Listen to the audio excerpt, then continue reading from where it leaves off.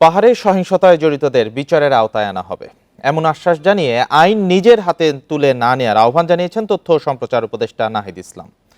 এ সময় তিনি বলেন, পাহাড়ি বাঙালিদের মধ্যে বিভেদ সৃষ্টি করে অনেক পক্ষ সুবিধা নিতে চায়, তাদের ঠেকাতে সবাইকে ঐক্যবদ্ধ থাকতে হবে।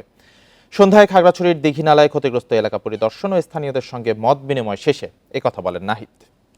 বাংলাদেশের কোনো একটি অঞ্চল অশান্তিতে থাকে, যদি সেটা যে কোনো প্রান্তে হোক না কেন, পুরো বাংলাদেশে কিন্তু তার প্রভাব পড়ে। আমরা শান্তিতে থাকতে পারি না। যারা এটার সাথে জড়িত, এই যারা দোকানপাট পুড়িয়ে দিয়েছে, যারা এই হত্যাকাণ্ডের সাথে জড়িত, তাদেরকে কিন্তু আমরা বিচারের আওতায় আনবো। এবং আমরা বারবার ধরে বলছি যে আইন কেউ নিজের হাতে তুলে নেবেন না।